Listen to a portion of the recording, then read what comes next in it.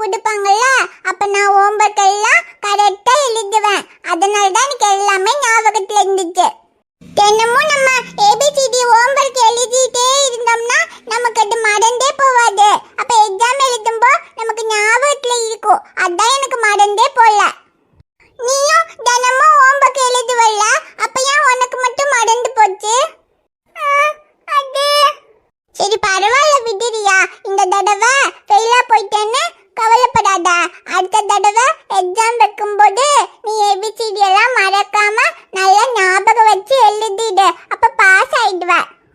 அப்புறம் மிஸ் ஸ்கூல்ல ஹோம்வொர்க் கொடுப்பாங்கல்ல, அந்த ஹோம்வொர்க் எல்லாம் வீட்ல வந்து கரெக்டா எழுதிடணும். அப்படி தினமும் ஹோம்வொர்க் எழுதிட்டே இருந்தாதான் நமக்கு ஏபிசிடி மறக்கவே செய்யாது. நமக்கு நல்லா ஞாபகம் இருக்கும். அப்பதான் எக்ஸாம்ல கரெக்டா எழுத முடியும். அப்பதான் நம்ம பாஸ் ஆக முடியும்.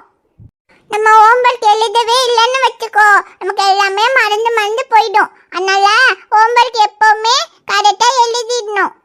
இதுக்கப்புறம் மிஸ் ஹோம்வொர்க் கொடுக்கும்போது நீ ஹோம்வொர்க் எல்லாம் கரெக்டா எழுதி எல்லாம் நல்லா படிச்சேன்னா உனக்கு எதுவுமே மறக்காது. அப்ப அடுத்த தடவை எக்ஸாம் வைக்கும்போது நீ பாஸ் ஆயிடுவ. சரி தீரா, அண்ணா இப்ப நான் ஃபெயிலா போயிட்டேல, இது அம்மா கிட்ட காமிச்சா அம்மா என்ன அடிப்பாங்க. எனக்கு பயமா இருக்கு. பயப்படாத ரியா, அம்மா உன்னை அடிக்கலாம் மாட்டாங்க. ஏன் ஃபெயிலா போனே அப்படி சொல்லி திட்டுவாங்க. நானு இந்த தடவை தெரியாம ஃபெயிலா போயிட்டேன். அடுத்த தடவை நல்லா படிச்சு நான் பாஸ் ஆயிடுவேன்னு சொல்லு. அப்ப அம்மா உன்னை திட்ட மாட்டாங்க. இல்ல அம்மா, நான் ஃபெயில் ஆனதுக்கு திட்டுவாங்க. எனக்கு பயமா இருக்கு. பயப்படாத ரியா, உன் அம்மா உன்னை திட்டுனா உனக்கு தான் உன் அப்பா இருக்காருல்ல. உன் அப்பா எப்பவுமே உன் அம்மா கிட்ட சொல்லி திட்ட வேண்டாம் சொல்லுவாருல்ல. அதே மாதிரி இந்த தடவையும் உன் அப்பா உன் அம்மா கிட்ட சொல்லி உன்னை திட்ட வேண்டாம் சொல்லுவாரு. நீ பயப்படாம போ. ஆமா, அப்பா என்ன திட்ட மாட்டாரு, அம்மா தான் திட்டுவாங்க. நான் இத அப்பா கிட்ட முதல்ல காமிச்சுவேன். அப்பதான் அப்பா அம்மா கிட்ட என்ன திட்ட வேண்டாம் சொல்லுவாங்க.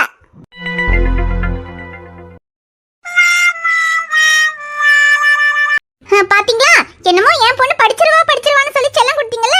இப்ப பாருங்க, உங்க பொண்ணு ஃபெயில் ஆயிட்டு வந்து நிக்கிறா.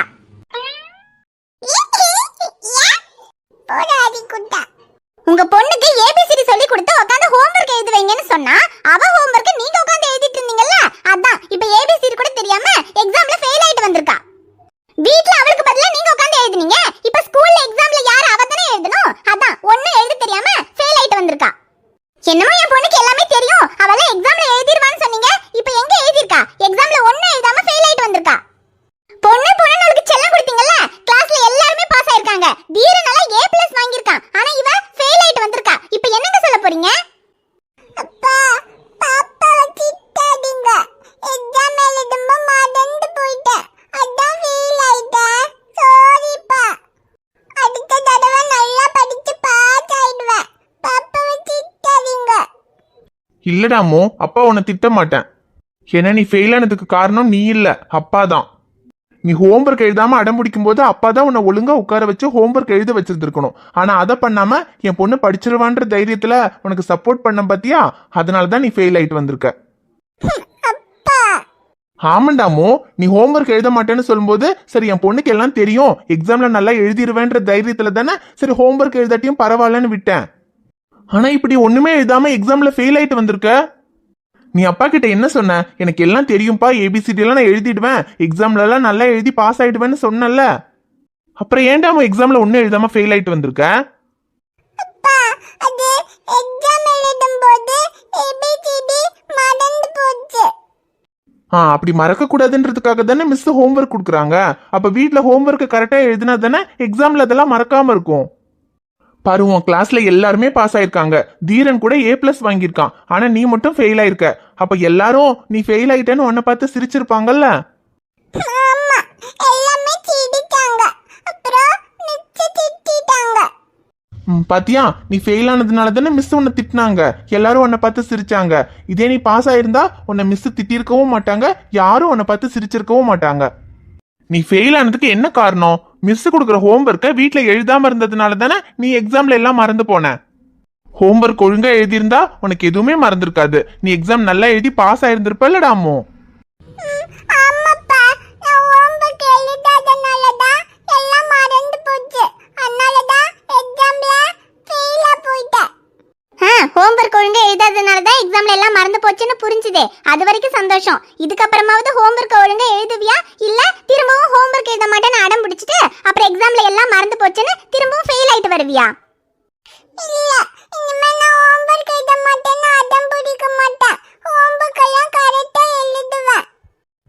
ஹோம்ஒர்க் எல்லாம் கரெக்டா எழுதுனா தான் அம்மோ உனக்கு எதுவுமே மறக்காது. எக்ஸாம்ல எழுதுறதுக்கு எல்லாம் ஞாபகத்துல இருக்கும். சரிப்பா, இனிமே நான் ஹோம்வொர்க் கரெக்ட்டா எழுதுவேன். ஆனா அம்மா கிட்ட நான் அடிக்க வேணாம் சொல்லுங்க. இல்லடா அம்மோ, பயப்படாத. அம்மா உன்னை அடிக்க மாட்டா. இந்த தடவை நீ ஃபெயில் ஆனது பரவாயில்ல. ஆனா அடுத்த முறை நீ ஃபெயில் ஆனா அப்ப அம்மா இல்ல அப்பாவே உன்னை அடிப்பேன். அடுத்த முறை நீ ஃபெயில் ஆனதான் உன்னை அடிப்பேன்னு சொன்னேன். ஆனா என் அம்மா ஃபெயில் ஆக மாட்டேல்ல. இல்லப்பா, அடுத்த முறை நான் ஃபெயில் ஆக மாட்டேன். நான் நல்லா ஹோம்வொர்க் எல்லாம் எழுதி நல்லா படிச்சு அடுத்த எக்ஸாம்ல பாஸ் ஆயிடுவேன். சரிடா அம்மோ, சரி இந்த தடவை ஃபெயில் ஆனது பரவாயில்ல, ஃபீல் பண்ணாத. ஆனா அடுத்த முறை கண்டிப்பா பாஸ் ஆயிடணும். ஆனா அடுத்த முறை நீ எக்ஸாம்ல பாஸ் ஆகணும்னா என்ன பண்ணணும்? மிஸ் கொடுக்குற ஹோம்வொர்க் எல்லாம் வீட்டுல வந்து கரெக்டா எழுதணும். அப்பதான் எதுவுமே மறக்காது, எல்லாம் ஞாபகத்துல இருக்கும். இனிமே ஹோம்வொர்க் எழுதும் போது கை வலிக்குது, கால் வலிக்குது, தூக்கம் வருதுன்னு எல்லாம் காரணம் சொல்லி ஹோம்வொர்க் எழுதாம எஸ்கேப் ஆவியா? இல்லப்பா, அப்படி எல்லாம் சொல்ல மாட்டேன். இனிமே கரெக்ட்டா ஹோம்வொர்க் எழுதிடுவேன். ஓகேடாமோ, இந்த முறை அப்பா உன்னை நம்புறேன். நீ ஒழுங்கா படிச்சு அடுத்த தடவை பாஸ் ஆயிடணும். சரிப்பா, அடுத்த தடவை நான் கண்டிப்பா பாஸ் ஆயிடுவேன். ஃபெயில் ஆகவே மாட்டேன். சரிடாமோ, சரி இந்த தடவை ஃபெயில் ஆனது பரவாயில்ல. ஆனா இதுக்கப்புறம் நல்லா படிச்சு அடுத்த தடவை பாஸ் ஆயிக்கலாம். எங்க என்னங்க நீங்க? அவ எக்ஸாம்ல ஃபெயில் ஆயிட்டு வந்திருக்கா. கிளாஸ்ல எல்லாரும் பாஸ். தீரனால A+ எடுத்திருக்கான். ஆனா இவ என்னடானா ஃபெயில் ஆயிட்டு வந்திருக்கா. நீங்க அவளை திட்டாம அடுத்த தடவை பாஸ் ஆயிக்கலாம்னு கூலா சொல்லிட்டு இருக்கீங்க. ஐஷு, அவ ஃபெயில் ஆயிட்டா. இப்ப அதுக்காக அவளை திட்டி என்ன ஆக போகுது? இல்ல இப்ப அவ ஃபெயில் ஆயிட்டான்னு அவளை திட்டுறது முக்கியமா, இல்ல அடுத்த தடவை ஃபெயில் ஆகாம பாஸ் ஆகணும்னு அவளுக்கு புரிய வைக்கிறது முக்கியமா? அதான் அவளே புரிஞ்சுக்கிட்டால. ஹோம்ஒர்க் எல்லாம் ஒழுங்கா எழுதாததுனாலதான் எக்ஸாம்ல எல்லாம் மறந்து போச்சு, அதனாலதான் ஃபெயில் ஆயிட்டேன். இதுக்கப்புறம் நான் ஹோம்ஒர்க் எல்லாம் கரெக்டா எழுதுவேன், அடுத்த எக்ஸாம்ல நான் பாஸ் ஆயிடுவேன்னு அவளே சொல்றாள்ல. இனி அவ ஹோம்ஒர்க் எல்லாம் கரெக்டா எழுதுவா, அடுத்த முறை அவ பாஸ் ஆயிடுவா. அது பத்தாதா? அப்புறம் இப்ப இந்த எக்ஸாம்ல ஃபெயில் ஆனதுக்கு திட்டி மட்டும் என்ன ஆக போகுது? இல்லங்க, இப்ப அவ அப்படிதான் சொல்லுவா. ஆனா இப்ப நீங்க அவளை திட்டாம விட்டீங்கன்னா திரும்பவும் பழைய மாதிரி ஒழுங்கா ஹோம்வொர்க் எழுத மாட்டா. திரும்ப அடுத்த எக்ஸாம்லயும் ஃபெயில் ஆயிட்டு தான் வருவா. என் பொண்ணு அப்படியெல்லாம் எதுவும் பண்ண மாட்டா. குழந்தைங்களுக்கு எப்பவுமே ஒரு விஷயம் தப்பு, இது இப்படி பண்ணக்கூடாதுன்னு புரிய வைக்கிறது தான் கஷ்டம். ஆனா ஒரு தடவை அவங்களுக்கு அது புரிஞ்சிருச்சுன்னா அதுக்கப்புறம் அவங்க அதை பண்ண மாட்டாங்க, கரெக்டா இருப்பாங்க. ஹோம்ஒர்க் ஒழுங்கா எழுதலன்னா என்ன ஆகும்னு அவளுக்கு இப்ப வரைக்கும் தெரியாததுனாலதான் அவ ஒழுங்கா ஹோம்ஒர்க் எழுதாம இருந்தா. ஆனா இப்ப அவளுக்கு தெரிஞ்சிருச்சுல, ஹோம்ஒர்க் எழுதாததுனாலதான் எக்ஸாம்ல எல்லாம் மறந்து போச்சு, அதனாலதான் ஃபெயில் ஆயிட்டோம். கிளாஸ்ல எல்லாருமே பாஸ் ஆயிட்டாங்க, நம்ம ஃபெயில் ஆயிட்டோம், அதுக்கு காரணம் நம்ம ஹோம்ஒர்க் எழுதாதது தானே அவளுக்கு இப்ப புரிஞ்சிருச்சுல. இனி அவ ஹோம்ஒர்க் எழுதுறதுக்கு அடம் பிடிக்கவும் மாட்டா, அடுத்த தடவை அவ ஃபெயில் ஆகவும் மாட்டா. என்னடாமோ, அப்பா சொல்ற மாதிரி இதுக்கப்புறம் ஹோம்ஒர்க் எல்லாம் கரெக்டா எழுதுவியா? அடுத்த எக்ஸாம்ல பாஸ் ஆயிருவல்ல? ஹோம்வொர்க் எல்லாம் கரெக்ட்டா எழுதி வைப்பா. அடுத்த எக்ஸாம்ல தீரன் மாதிரியே நானும் A+ எடுத்துவேன். நீ A+ எடுக்கலனாலும் பரவாயில்ல, நீ பாஸ் ஆயிட்டா போதும். இல்லப்பா, கண்டிப்பா அடுத்த தடவை தீரன் மாதிரியே A+ எடுத்துவேன். அடுத்த தடவை A+ எடுக்கிறது இருக்கட்டும். இந்த தடவை ஃபெயில் ஆயாச்சுல, இப்போ இதுக்கு டீச்சர் கிட்ட போய் என்ன பதில் சொல்ல போறீங்க? நான்லாம் பேப்பர் எடுத்துக்கிட்டு ஸ்கூலுக்கு போக மாட்டேன்ப்பா. என்னாலலாம் டீச்சர் கிட்ட போய் காரணம் சொல்ல முடியாது. நீ எல்லாம் எதுவும் சொல்ல வேண்டாம், டீச்சர் கிட்ட போய் நான் பேசிக்கிறேன். பேசிக்கோங்க, ஆனா நான்லாம் ஸ்கூலுக்கு வர மாட்டேன். அவளுக்கு குறும்பு பண்றது தான் வேலை, உங்களுக்கு சமாளிக்கிறது தான் வேலை. அப்பாவும் பொண்ணும் சேர்ந்துட்டு என்னமோ போய் சொல்லி சமாளிச்சுட்டு வாங்க. நான்லாம் வர மாட்டேன். அப்பா, அம்மா வர மாட்டேன்னு சொல்லிட்டா. பரவாயில்ல விட்ரா, அதான் அப்பா வரேன்ல. இந்த தடவை அப்பா வந்து எதையாவது சொல்லி சமாளிச்சுக்கிறேன். ஆனா அடுத்த தடவையும் இந்த மாதிரி பண்ணிடாதடா. அடுத்த தடவை நல்லா படிச்சு எப்படியாவது பாஸ் ஆயிடணும், ஓகேவா? சரிடா அம்மு, சரி இது அப்பா பாத்துக்கிறேன். நீ இதுக்காகலாம் ஃபீல் பண்ணாத. இதுக்கப்புறம் ஒழுங்கா உட்காந்து ஹோம்ஒர்க் எழுது, அது போதும் அப்பாக்கு.